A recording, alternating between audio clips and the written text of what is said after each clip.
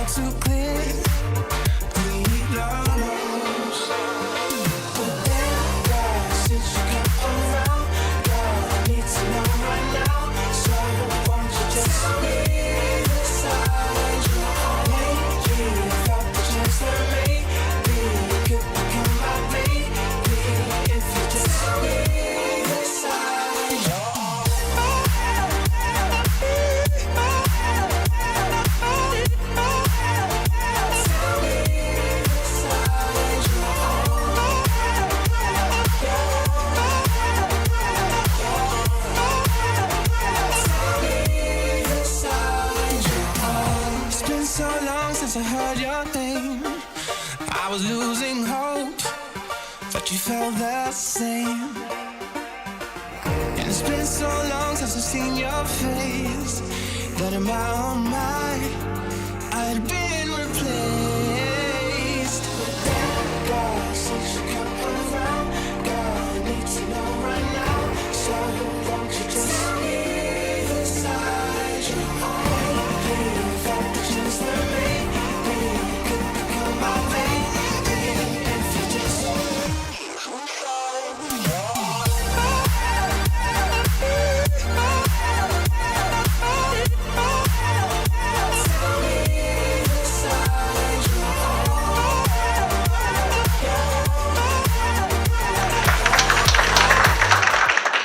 Sorry, I had to sit out of order. It's my fault. I can't. We just read. These chairs are movable. The next person is Doneen Arquines. Doneen is Emmy Award PGA Critics' Choice nominee for her work on the show Top Chef, where she serves as executive producer and showrunner. She's also the vice president of current at management Elves, the production company behind Top Chef. Born and raised in Washington State, she attended Washington State University and graduated in 2005 with a degree in communications, emphasis in broadcast production. She also double majored in anthropology with a minor in film studies. After graduating from Washington University, she moved to Los Angeles to pursue television production and found herself working as a production assistant on the very first season of Top Chef. Since then, she's worked on every season of Top Chef, including many of the spin-offs. She is currently the executive producer and has worked on a variety of other shows, including Project Runway and Sugar Rush.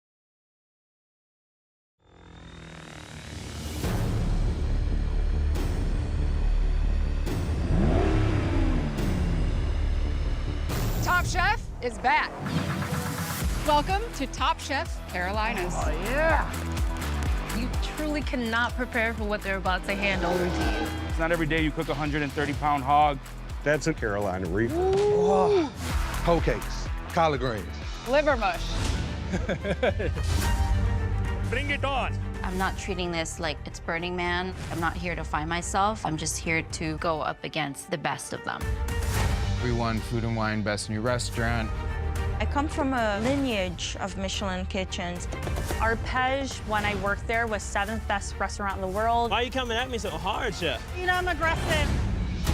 It's time for you all to pack your bags because we're heading to Greenville, South Carolina. Beautiful. This is gorgeous. A great philosopher once said, you only YOLO once. How's it going? Please welcome Emerald Agassi. Oh my God. Liza Koshy. That's a showy by Fortune Feimster. Oh my God. Can I call your mama? This hits for me on all levels. This thing is bussin'. I'm still thinking about it and it's making the back of my mouth water. It's really cool to actually taste the food. This is like Michelin-style cooking. We got the good twin on this side. Ooh. Yeah, other twins. Come on. Collectively, they'll all do great, and then collectively, they'll just all fall on their face. Get it on there, get it on there. Would you like to stay in the competition or would you like to go? Oh God, no. If you cry, I'm crying. Go, go, go, go. No! Watch the snake over there. Oh, nope, I'm out. That's a real snake. Oh, no. No, oh my God.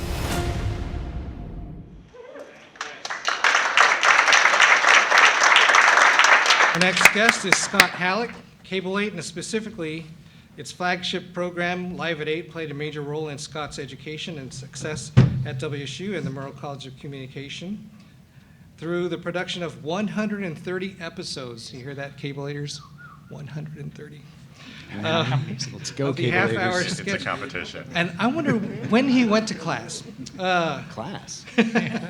The half-hour sketch comedy show, he honed his skills as a writer, producer, performer, contributing to a series that earned national acclaim and a college Emmy. After graduating from WSU, he moved to Los Angeles, where he founded his own production company, went on to create and executive produce Scare Tactics, hosted by Tracy Morgan, which ran for 7 seasons and 129 episodes on Sci-Fi and USA Network, including a recent reboot by Jordan Peele. He also served as executive producer, showrunner, and creator of How We Do It with Howie Mandel and Off the Rockers with Betty White, both for NBC. Anyway, since this is our 100th show, I'd like to present our presenters, Randy Dickey and Scott Hallock, who is producing this year, and they will introduce you to the first set of things here on Live at 8. Thanks for coming. Hi there, I'm Scott Hallock. And I'm Randy Dickey. And Randy, thank you, Bob. Randy, I think first off, we ought to clear up a little bit confusion about the show tonight. That's right, we don't have hot oil parties after the show. No, that's not that one. Howie Mandel here. I got a brand new show called How We Do It. Now, you've seen other prank shows, other hidden camera shows, but wait till you see how we do it. It's unbelievable. You're unbelievable. Oh my God. You're naked in a bed with my wife. It's porn. It's not good. Oh, it's good. And funny. Oh my God, it's Howie Mandel. Oh my God. I'm gonna piss my pants on this chair. Holy crap. You're not Howie Mandel. You look like him, but you're not him. Want to shake my hand? No? No deal. That's how we do it. This is how we do Old people. Marginalized. They're not even in the key demo. I think that's Now, Say big boobs. they're fighting back Take my picture. Take my picture. with the help of some hidden cameras Come back here. and Betty White. Off the Rockers team, what have you got? Young people, Oh my God. you've been warned. Stop staring at my tits, you pervert. Welcome to Off Their Rockers. What I love is all our senior moments are funny and on purpose. Move the hell out the way, ass clown! God bless you. Betty White hosts Off Their Rockers. The saying is respect your elders. There's nothing in there about us respecting you back. I'm Tracy Morgan. This is breaking news. This is Scare Tactics. Starting right now. There's like a little monster man running around in here.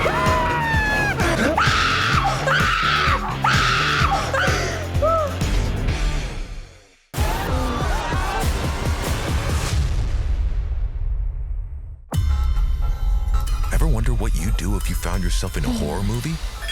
Hello?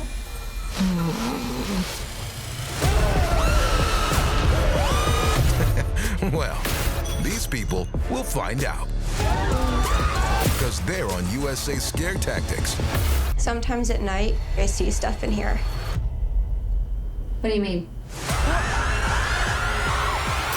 So, what is a scare tactic?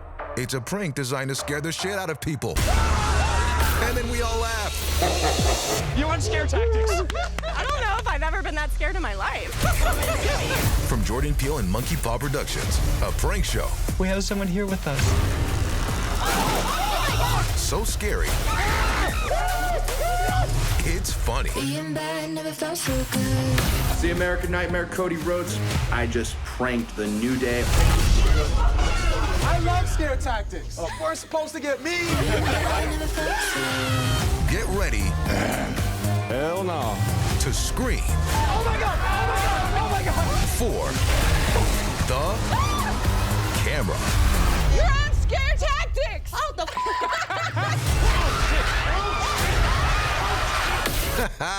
I love this show. Nice. And also we have Joey Clift. He's an Emmy and Peabody Award nominated comedian, TV writer, enrolled in the Cowlitz Indian tribal member and class of 2009 Edward R. Murrow College of Communication alumni. As a TV writer, you may have seen his work on Spirit Rangers on Netflix, Molly of Denali on PBS, New Looney Tunes on Cartoon Network, and Paw Patrol on Nickelodeon. As a comedian, he's been featured on Comedy Central, Dropout, CNN, the New York Times, Dead Meat, and the Smithsonian Museum.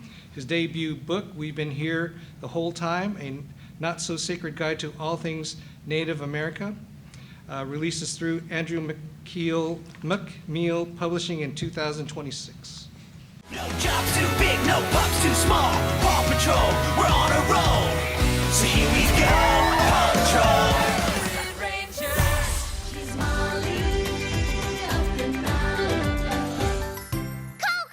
Let's go, rubber and crawl.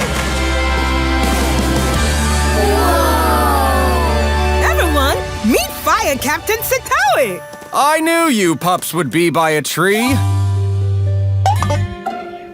Because dogs love bark. Hey! I like this guy already.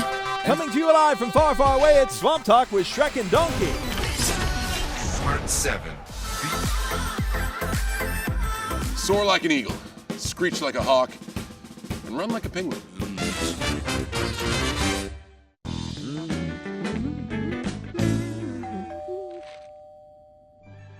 After 4 months, it's here. It is customary for you to... Thank you. Welcome to the Dead Meat Podcast, your horror safe haven. We have a guest here. We have a guest, Joe, our friend Joey. Joey, I'll start with you here to my left. Who are you playing tonight? Hello, young warriors. I'm comedian, TV writer, Cowlitz Indian tribal member, and spicy as a bag of hot chips, Joey Clift. I am ready to be on this show. Yes! Hey, sports fan, does your team have a Native American mascot?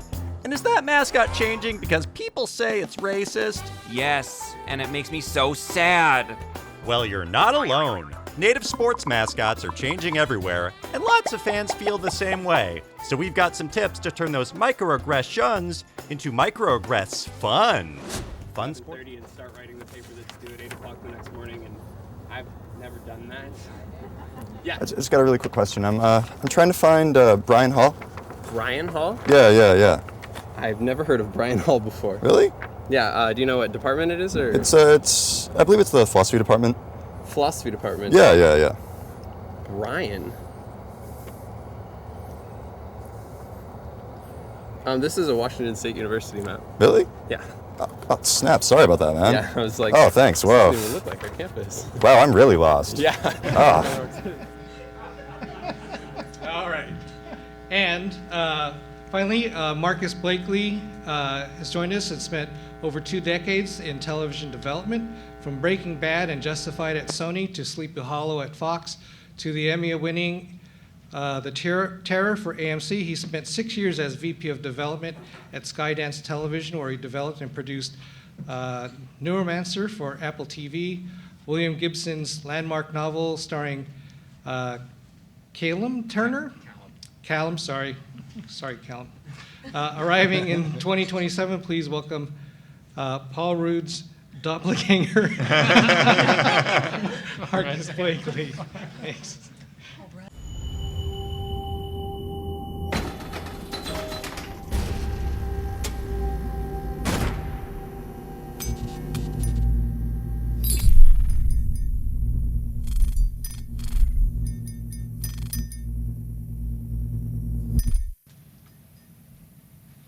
Thank you. That's it. Yeah. That's Sweet. exactly It's just a taste, not a full bite. Okay, as most of you noticed, this is not a journalism workshop. This is a production workshop. And so most of you may be interested in the other side of what television does for when you want to turn off all of that noise that is happening right now, although some noise that needs to be reported properly. Anyway, but here on the entertainment side are some Murrow alums who really have made their way through Los Angeles, and they have their stories to tell. And our first thing for our panel is, you know, the other workshops talk about their kind of trek towards being a journalist. What have you determined your path to Los Angeles was? So we'll start, Ian. All right. So yeah, graduated from WSU in 1997, last century, and started my career up in Spokane. There's a place called North by Northwest Productions. It's kind of still there, but at the time it was just starting to get into independent feature films, and so I worked my way up, and we started an entertainment company. Went to all the different film festivals and markets all over the world. That was really fun, producing feature films. And at a certain point, kind of wanted to make a change. So about 10 years in, moved to Los Angeles, and have been down there for about 20 years now. We had a colleague associate that had a TV production company down in Los Angeles. So it was a natural transition. My last year in Spokane, I had stayed and lived out of a hotel room for about 6 months because all of the post-production we were doing for films was, headquartered down in Los Angeles. So it wasn't a great way to have a relationship with your wife when you're always gone. So we made the decision to move down to LA and got into live variety television, and yeah. So I didn't have. I was fortunate, and it's a little unique in that I never really struggled, I guess, except for, with work. I was able to never couch surfed, never did any of that, but you shouldn't say no to that. Whatever you can do to keep your overhead low and get to where you want to go would be good to go. You next? Okay, down the line. Here we go. I owe my move to Southern California to Cable 8, and specifically Live at 8. Because there were a bunch of people who worked on Live at 8 and graduated a couple of years ahead of me, they had the idea to go to Southern California. I didn't know that was a thing. Like, someone makes all those shows that we watch on TV. Like, I could do that? Like, that doesn't make any sense. But luckily, a couple of people graduated ahead of me and went down to Southern California, made that transition, and kicked ass, by the way. Because my first job out of college, when I finally moved down to Southern California, I went and interviewed at a show called Rogan's Heroes, which was Fred Rogan's nationally syndicated kind of comedy clip variety show. And one of our friends, Tina Keller, who had directed Live at 8, was working on Rogan's Heroes, And she told them about Live at 8 and all the stuff we did at Cable 8 at WSU, and they're like, well, we need a bunch of cheap writers to write this show, so let's meet some of your friends out of college. And they ended up hiring 3 of us. They hired me, they hired Terrence Brown, and they hired Mike Southworth, who's also here today, to write this nationally syndicated comedy show. And so that was 100% because of my involvement with Cable 8 and Live at 8 that I got that opportunity. Similarly, I remember Marvin asking me in my senior year, what do you want to do? I was like, I don't know. I know I don't want to do the news. And I want to maybe move to like LA or New York. Those seemed like good cities for me. And he was very much like, well, there's so many people in LA, you gotta work the network kind of thing. And so that's where I ended up. It was suggested by Marvin, so yeah. Hey everybody, before I get started, I live in Los Angeles. I don't often get the time to do this, so if you'll please humor me, when I say go, you say, yay, thank you. You can do it louder than that, go! Yeah, there we go, oh, thank God. I graduated from WSU in 2009, and so my story is that growing up, I loved comedy TV shows, but I'm a Native American and enrolled Cowlitz, and I didn't see any Native comedians in the shows that I watched, so I didn't think that working on comedy is something that I was allowed to do. So I kind of looked at what felt to me like the attainable version of that, which felt to me at the time like being a small market TV weather guy was the thing. They get to crack jokes and have fun personalities, and it made sense as like an attainable way that I can get paid to make people laugh. My grandfather was a WSU alumni, and I remember hearing that they had an amazing college TV station, Cable 8. So I moved here after going to community college. And I was the type of student where, like, literally, I found out where the Cable 8 offices were before I found out where my dorms were. Like, all of my stuff was in my car, and I was like, where is the Cable 8 offices? And I basically just, like, dove into Cable 8, and I think I hosted or did bits or something, or wrote things on, like, 12 different Cable 8 series. A show that I made called Cop Drama ended up winning a CBI award for Best Comedy. That the statue is still in the trophy booth at Gertsen Hall. And all of this was, to me, what felt like really great practice for me doing my eventual career of reporting the weather in a small town. Post Falls, Idaho, real place that was considering to hire me for that. And I remember I was talking to a couple of my mentors, Marvin was one of them, Glenn Johnson, Richard Tafflinger, about kind of what I was thinking about doing with my career. And I remember so clearly, Marvin told me, you could work in news, you could get hired in news, but it's so clear that your potential for growth and your passion is in comedy, so move to LA and give it a shot. And he talked me up to a couple of different alumni. So when I graduated, I moved to Los Angeles, and through a Cable 8 connection of somebody who was named Haley Heath, who was a teleprompter operator on one episode of a show that I did. She, I told her I was looking for work. She heard that Scott was looking for a new assistant. And within a couple weeks after driving to LA in a 1986 Honda Accord that was burning oil while I was driving it, Scott gave me an interview and so kindly gave me a job being his personal assistant for about 10 months on a season of Scare Tactics and a couple of other shows. And that was kind of what gave me the push to really dive in and do this stuff with both feet. I, too, am a Scott Hallock disciple, so thank you. I graduated in 1998. Cable 8, that was it. It was the one thing that I transferred into the school, and I knew immediately that there were the tools there for me to just play. And I was really driven by scripted television. And I did my best to work my way up through Cable 8, worked on all those different shows, and then in my final semester of senior year, I embarked with my gang, and we created a scripted half-hour drama called Circles, and we did the second season of that. And I learned so much putting on a half-hour show every 2 weeks, and skipped a lot of my classes.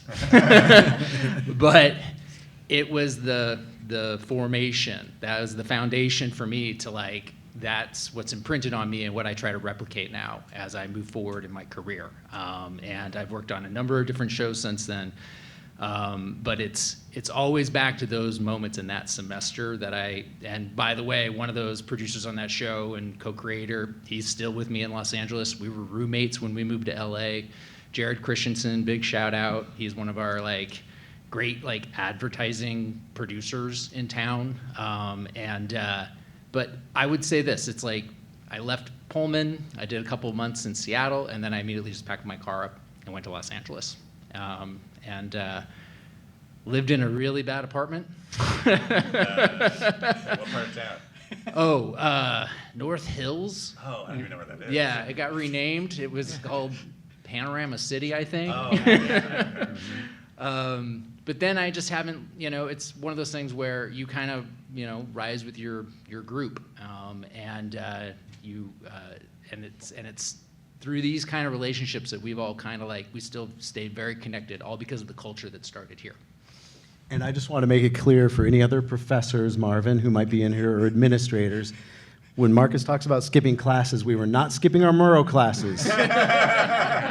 We love our Murrow classes. We were, maybe taking some liberties with some of the other ones that weren't quite as important. Right? That's good to know. I also do want to say I also worked for Scott Hallock at one point. So now that we heard about your journey down to LA, and maybe you got your first job there and you're figuring out what to do, tell us a little bit about the job that you're doing now and how you kind of grew into it. Doneen, you were written up maybe 2 months after you got to LA as one of the under 30. It wasn't 2 months. It was 3 years. Oh, okay. But it's okay. When you get old like me, you lose time. I always. Okay. Really? Wasn't? Okay. It was 3 years. Yeah. All right. Well, tell us about that. Yeah. So what he's talking about is I did have a whole feature in the New York Times, which is kind of amazing. And it was for it was called Breaking In, and it was how to break into the television industry. And I actually was put up for that article by my boss at Magical Elves at the time, because I had just pitched a show that I wanted to try and sell. And that was kind of the last time I tried to pitch a show because I've been busy. But, that was my aspiration at that time, was, to start I love being involved in the creative process of shows, and so that's kind of how it happened. But what helped me, and I think my case is a little bit rare, I don't think people often have the opportunity to stay with one show the entire time and work their way up, but I just happened to be in the right place at the right time and to be able to fill a niche that needed to be filled that I luckily was able to do a good job at, and a lot of that came with the creative and throwing out ideas. And I wasn't afraid to speak up in the room, even with my bosses present. And I was a little nobody, but I had ideas, and I was eager to share them. And they were receptive and responsive and liked them. So it just worked out that it all kind of happened that way. And even today, when I'm hiring somebody, I look specifically for people who I don't want them to be annoying, but and pushy. But I want them to have opinions, and we have brainstorming sessions all the time where we're like, "What if we do this? And what if we do that?" And I always say to them, wherever we land with a challenge or something, it's never usually start to finish somebody's idea all on their own. It's the collaboration of all of us making it better, and so that whole process is what kind of helped me, I think, kind of stay in that world. Yeah, and now Ian, you have a great story starting at North by Northwest when you first left here at. Oh yeah, WSU. no, so yeah, and Marvin's responsible for that too. Unofficially. Unofficially, yeah. So when I was graduating, I had a few different opportunities, and the least likely one that I was going to choose was going to work for North by Northwest in Spokane, because it was. You get to do all this great stuff in school here and Cable 8, and you've made your own TV shows and this and that, and then to kind of take a couple steps back and take an entry-level position is sometimes you feel like maybe you shouldn't need to do that, but the position was open, and it was going to be the PA gopher runner. Go shopping at Costco for the lunches for everybody during the day, and then at night be the janitor. So, I'm cleaning toilets, vacuuming, and then try to learn what you can around that. And I was talking to Marvin, and I said, I don't know if this is for me. And he strongly suggested that I take that job, and I did, and it was the best decision ever because it opened so many opportunities, was able to get experience in all the different departments in production, camera, sound, editing, graphics, and like I said, I think I've touched on in my first go around here was the company was just starting to get into independent feature film production. Kind of the 10 million and under films that just don't exist these days. How everything's changed, but at the time it was just spectacular. It was a brave new world, and for to be just out of college and being exposed to that and being able to work with that and travel around the world, it was a great experience. All because I wasn't too good to clean toilets and vacuum carpets at the end of the day. Anything for show business. Exactly. Yeah. And Joey, you, when your first job with Scott there, continued your passion there. Can you tell us a little bit about that? Yeah, for sure. Thanks again for Scott for giving me a first job. I appreciate it. Funny story about that. Literally, my job interview with him. It was a good job interview. We talked about Cable 8 and all that stuff. And then it happened to be around lunchtime on a Friday, and they got like this really great shawarma plate or something like that. And Scott, I think, saw at the time I weighed like 115 pounds, like not for just because I was like skinny when I was in college. And Scott, like very politely, I think was like, "Oh, do you want to eat lunch with us?" And then I didn't realize that he was doing it just entirely to be polite. And I said like, "Sure." So he like literally like took half of his shawarma plate and like gave it to me.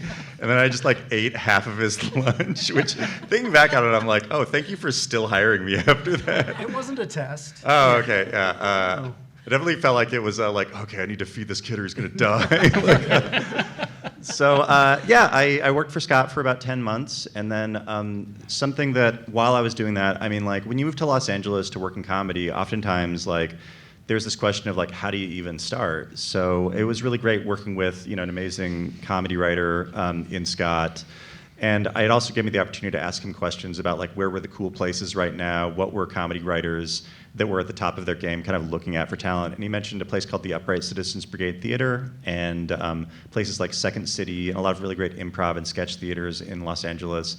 So I just dove into that system with both feet and was doing probably like 4 improv shows a night for like several years, a lot of sketch comedy and things like that. And then just through the connections that I made, a mixture of places like WSU and the comedy scene, I just kind of worked my way up, getting hired for different shows here and there. And something that I think, I was just talking to Scott about this a couple of days ago, something that I think is so important if you're somebody in your position where you don't feel like you have a lot of experience, but you want jobs in these kind of weird fields, is don't be afraid to post about the process and the things that you're doing on social media.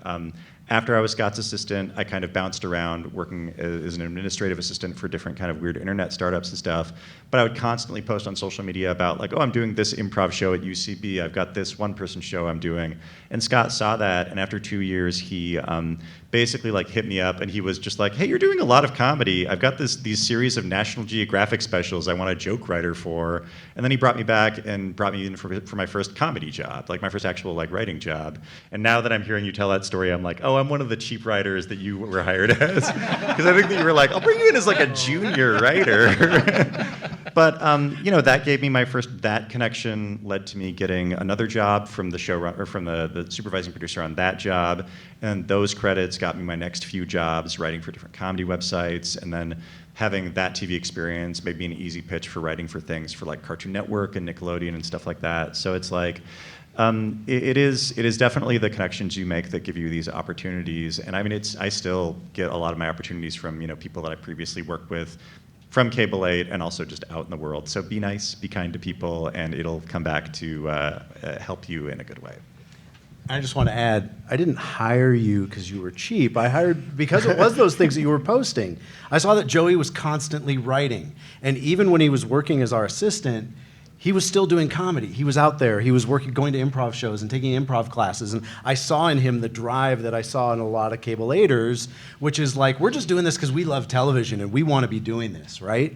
And so that's what I saw and I recognized in Joey. And so when we had that opportunity, where we needed a writer, I was like, Joey, you've been doing this. You can do this. Come on board and you know, take this writing job. And he kicked ass because he's been doing it and consistently. Well, I think just a small tag on that. I think that when we say like what you get out of Cable 8 and like what being a Cable 8 alumni really means is like it means you have one, an insane work ethic because you're doing all of these college TV shows, you're shooting at 2 a.m. in Studio A or whatever. And additionally, what it means is that like you just want this really, really, really bad because like, you know, WSU, it's not a film school. Like there's, you know, Steven Spielberg did not go here. So it's like you have to like find a thing like Cable 8. And like it really just speaks to like not just a work ethic, but also just like a passion for like making stuff that I think is just like so common in folks that came out of Cable 8 that really helps you like kick ass in the entertainment industry. Now, Marcus, you have an interesting job as a story developer, and you've had a career in seeing some scripts like Breaking Bad. Can you tell us a little bit about that? Well, on Breaking Bad, that's... well, first tell us, what's your job? What do you do? So what I do is... Thank you. I work with writers. I work with storytellers. I work with artists. And I help, you know, guide them as they kind of craft words on a page. And I've been doing it a long time, and I've been selling TV shows to streamers and networks for 20 years. And so you kind of have a sense of institutional knowledge of like who the buyers are, what their personalities are, what their wants and needs are in terms of kind of like we want a medical drama or we want a soap. And so as I've gone through my career, I've read probably over 10,000 scripts, you know, and you really get a sense of like taste and tone, and you understand what certain writers can do on the page and then execute on the screen. And that's, you know, a lot of what, you know, sitting in those chairs, there's, you know, your responsibility is to help find those artists and give them the best path forward to make great television. And so I think my career has taken, like, I think a lot of people, what you've heard today is like very circuitous routes. And you know, and it's weird because, you know, you never know when a door is going to open. And for me, when the door opened for me, it was, you know, I think I left Hallock because I think our show was over, you know, and you're like, I got to go find the next thing. So I had two skills. I could type 100 words a minute. And you know, I just had like really, you know, just good organizational skills. I just had that drive. And through a friend of a friend, I got an opportunity to go to a temp agency at Sony, and you do the test, and you're like, great, and you know, what do you want to do? And I'm like, development, and they're like, haha, good luck, and you're going to be in finance, and you're just like, okay, you know. But then you get the call, like literally, it happened later that day, and they said, actually, there's an opening, can you go over there? And I just, again, yes, and I lived right around the corner from there, and then I met the three people that changed my life, and they said, when can you start? And I said, now. And they were like, great. So the following day, one of my best friends now and my mentor, he threw this script on my desk and he said, read this and tell me what you think. And it was Breaking Bad by Vince Gilligan, and we hadn't... It's all right. Yeah. You know, I don't know. I have thoughts. And I just was like, this is phenomenal. Like, and I'm like, this is so irresponsible what this show is about, and amazing at the same time. And I was like, are we really going to make this? He's like, yeah, we're going to make that. And that was kind of like the, you know, because before then, you know, I was like a screenwriter myself, or, you know, done my best to do that. And then when you read something like that, and you can find it online, I highly recommend if you want to read like just a great pilot of television, I would highly recommend reading that. And that's how that story started. And again, at that time, the culture at Sony was new. It had kind of been rebooted. We had new leadership, and we had the mission to go out and make great television at a number. And that number was for basic cable. And so you had to scrape and think about how to like squeeze blood from a rock in terms of a budget. And so the original script was written for Riverside County. And Vince was like, well, we can't shoot in LA, it's too expensive. And New Mexico had just started this tax rebate, and it was like 40% at the time. And so he went and scouted it and then saw, oh, wow, this can be a character in the show. And he fully embraced it. And look what it's done. I mean, it's one of the greatest shows of like the last 20 years. So, but again, we trusted him. We trusted him as an artist, and so he directed it, and it was yeah, it's great. True story. This is so funny because like when the pilot came in and we sat down and watched it, and I'm the new kid, and I was like, "You're not supposed to say this," and or I mean, I felt like this way. I was like, it ended, and I went like, I don't have any notes. Is that normal? And they were like, yeah, we don't have notes either. This is pretty perfect. And I was like, do we test this? And they were like, no, we're just going to send this into the network and like, let's see what happens. Nice. Yeah. Scott, over the years, you've hired dozens of WSU grads, and you obviously have your pick and choice of people to hire. Other than Cable 8, what are you looking for when you decide that person? I like that person. Yeah, I mean, it's like Joey said, it's that work ethic where you eat half of his lunch. Yes. I'm looking for people willing to share a burrito. And if you do that, you're in. Yeah, it really is that work ethic. It's like, you can be a writer or an actor or a producer, even if that's not your job at the moment, right? Like the barrier to entry these days is so low. Anyone with an iPhone can make content and put it out and put it on YouTube, put it on your own channels and stuff. So that's what I look for most of all, is that work ethic, is just like people doing when they're not being paid to do it. That's something that I did when I first moved to Los Angeles. Me and my friends would meet and we'd create TV shows, or we'd write sketches, or we'd do whatever. So even though we had a day job doing something else, we were still writing and producing and creating our own stuff. And so that's a lot of what I look for, is people who are doing that. Now, we're going to take some questions from the audience. I know we have limited time, so yes, go ahead, Arlen. So, especially nowadays, it's so, with social media, there feels like everything has already been done, or has already been done, I should say. So how do you guys stay innovative, and how do you guys come up, especially with comedy? I feel like that's also so hard to stay on top of and still be funny and not, recycle jokes nowadays. So how do you guys stay on top of that? Yeah, for sure. Thanks so much for asking that question. Wait, what's your name? Arlo. Arlo. Hey, Arlo. Thanks for coming to this. Yeah, I think that a lot of that comes down to point of view and what are you trying to say. So you can, everybody has told some version of the joke, why did the chicken cross the road? But if you tell your version of that, it becomes original. That's one of the things that I think is really cool about, a lot of the stuff that I do is kind of written from a Native American perspective. And to me, that is almost kind of a cheat code, because there's been such little Native representation in media that any joke I do has probably not been on TV before. So lean into what is personal to you. It doesn't have to be race or anything like that, but it's what is personal to you? What do you care about?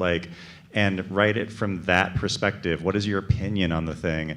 And you can come up with the infinite jokes by focusing on that kind of stuff. What's a skill that, just a question, what's a skill or lesson that you had to learn that you didn't anticipate needing later on that you would have? I'll jump in real quick with a quick answer. I wish I would have minored in business. Same. Still wish I did that. Yeah, so, psychology was great, but business would have been more helpful. Okay. I went from business to comp. Okay. Yeah, there you go. No, but just a minor, Yeah, just a minor. I'll yeah. second that, Yeah. because I minored in poli-sci. Not doing a lot for me, really, other than making me angry these days. But business would have been helpful. I had no idea how many budgets I would have to create and look at and figure out a way to, Marcus talked about doing a show for a number, which means the network says, we're going to give you $500,000 to do this show. That's it. And you got to figure it out. And it might be a $1.2 million show, But if you get an opportunity to do a show, it's like, all right, what's the $500,000 version of the show? It sounds like a lot of money, but when you start doing a line item budget, that stuff goes away quickly. So I'll second the business thing. Yeah. Go ahead, yes. When writing scripts, especially like on a show where you'll have multiple writers, right? How do you go about working within other people's to like visions to create one song? Yeah, I'll take this. Okay, so typically there's a showrunner, and the writers that are hired, and I think all of us can speak to this, is that the writers that are hired to follow the voice of the showrunner. So it's great to bring different perspectives into the room and to different, to have those debates, but then the ultimate say follows on the showrunner. And that also goes to the tone and to what the show is ultimately about. That's really it. So a lot of the time when you are staffing a room and you're looking for a writer, you're looking for people who, one, can bring a different perspective, but then two, can also replicate the voice of what that show is. And that's what it comes down to. Well, a lot of it comes down to military hierarchy, where it's like the showrunner is in charge of everything, and everybody's trying to service the showrunner, and then like the head writer or the executive producers kind of overrule everybody below them. Then the head writer overrules everybody below them, and then when you're like the staff writer, you're just like, here's a joke, please use it, So it's like it's kind of like there's a very clear hierarchical structure to the writers and kind of like who gets to make those decisions.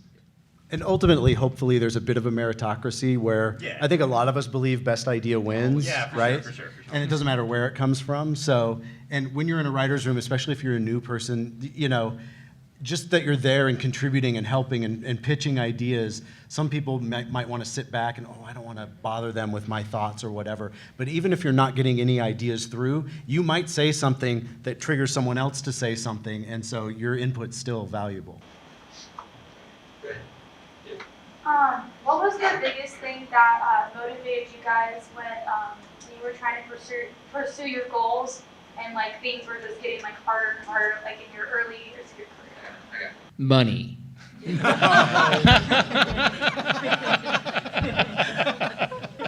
I was just about to say, don't go into this if you're expecting to be rich. I mean, go into it because you don't feel like you can do anything else. Right? Like, I think, right? Yeah. A lot of us feel like, it's like, I don't know what I'd be doing if I wasn't doing this. No. I don't know if I have any marketable skills for another job. So. We can work 18 hours a day and still enjoy what we're doing. Yeah. Like that's the thing. And if you're doing it for the right reasons, the money will eventually come. Yes. Yeah. 100%. Yeah, for sure. I mean, my backup plan's to like valet cars at my Tribes Casino, so it's like, it is the sort of thing where like this has been said ad nauseum over and over again, but it's like if you could picture yourself doing anything else for money, working in sales, being like a banker, like I don't know, do that because this job is like hard, thankless, and stressful when it comes to that thing, but like we keep doing it because like we love it, and like it's just if you are so passionate that this is your dream, you'll figure it out.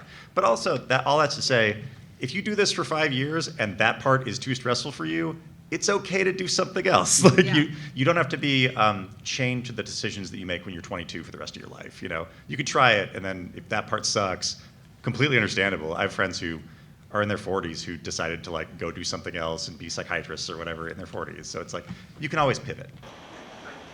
I feel like you all started your story basically saying like you packed up your car and just moved it. And what would your advice be to people who want to like escape their hometown and just go to the city where they don't know where it's going? Pack up your car. Yeah, I mean, that's it. Take the leap, See if Marvin knows anybody in that city. See if Marvin knows anyone. No, 100%. And one thing we were talking about that hasn't really come up is it's not only people like alumni and stuff, but it's also lateral connections. Was it you that brought this up, Joey? Yeah. It's like your classmates, like you people you went to school with might end up somewhere, and they might be looking for other people, and they might, so your friends might learn of jobs that you can get. So it's those lateral connections as well as those connections to alumni and stuff like that. But if you really want to do something, if you want to find out what it's like to live in Los Angeles or Seattle or Las Vegas or Denver or whatever, try it out for a little bit. Go, take a leap, and do another job while you're trying to get the job that you want to be your job. It's okay to do that. Now, I'm sorry, we had to cut this because I know you guys have another thing with somebody getting an award. But I want to thank our panel.